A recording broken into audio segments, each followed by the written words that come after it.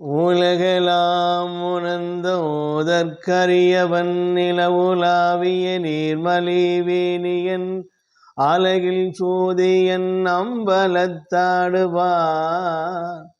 மலசிலம்படி வாழ்த்தி வணங்குவோம். 63 நாயன்மார்களில் ஒருவரான கோச்செங்கட் சோழ நாயனாரை பற்றி உங்களோடு நான் பகிர்ந்து கொள்ள ஆசைப்படுகிறேன். சோழவள நாட்டின் வளமிகுந்த பகுதியாக இருக்கக்கூடிய காவிரி கரையில் சந்திர தீர்த்தம் என்கின்ற பொய்கையில்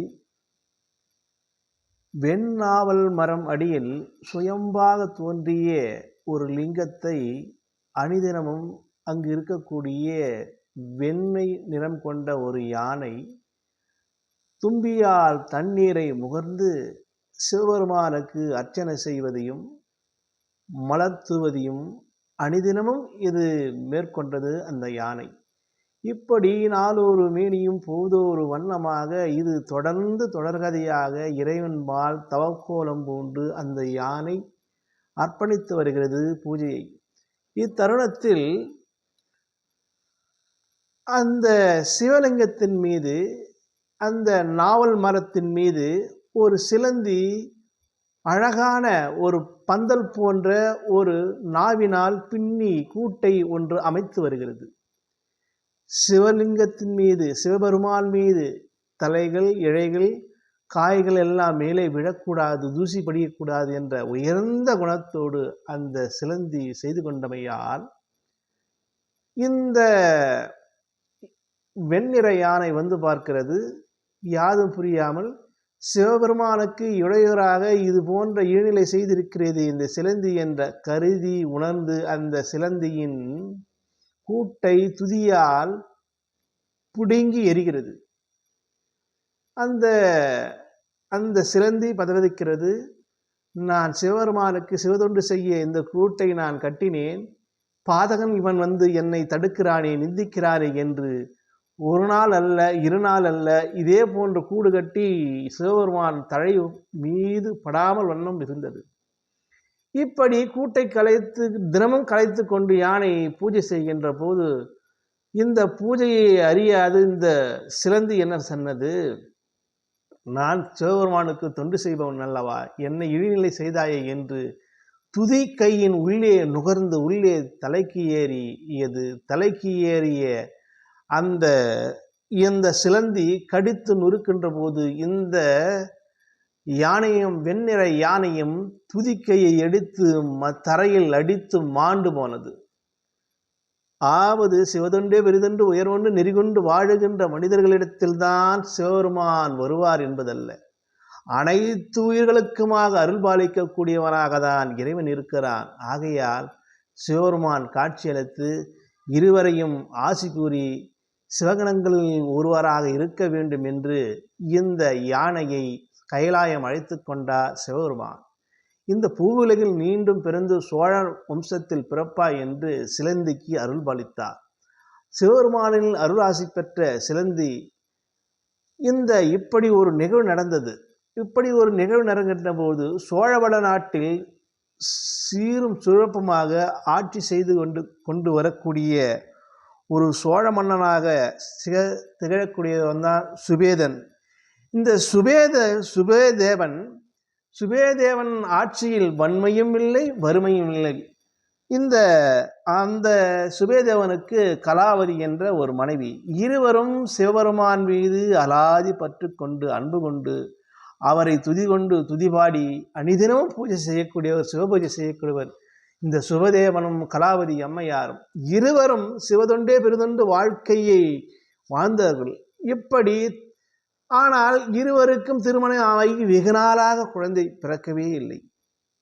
ஏறாத கோயில் இல்லை, போகாத குலம் இல்லை, எங்கு சென்றாலும் யாரிடம் யாசகம் கேட்பது என்ன புரியாமல், யாதும் புரியாமல் தில்லை அம்பலத்தாடன் சென்று தில்லையில் இருக்கக்கூடிய சிவபெருமானை மடிப்பிச்சு ஏந்தி வணங்கி அழுது கண்ணீர் மல்கி கலாவதி இருக்க மறுகணமே அவருக்கு மறுமாதமே அவருக்கு அவர் மணி வயிற்றில் கரு தோன்றியது.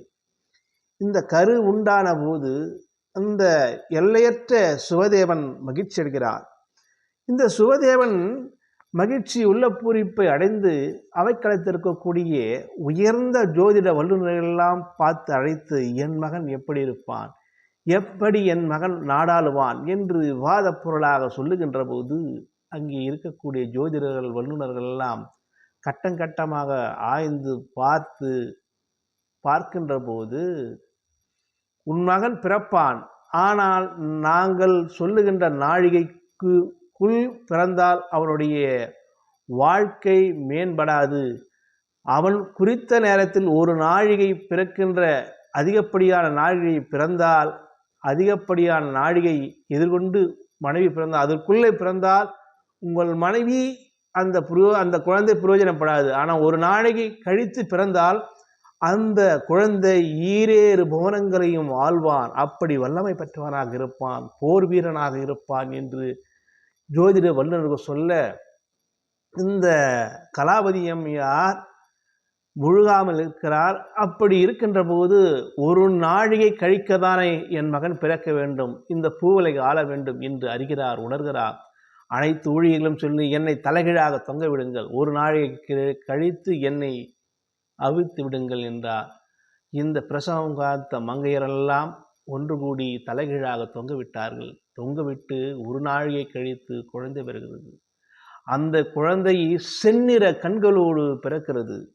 அந்த குழந்தையை பிறந்தவுடன் இந்த அம்மையார் சொல்லுகின்றார், இந்த குழந்தை கண்கள் சிவந்தபடி இருந்தது. கொச்செங்கன் என்று அழைத்தார்.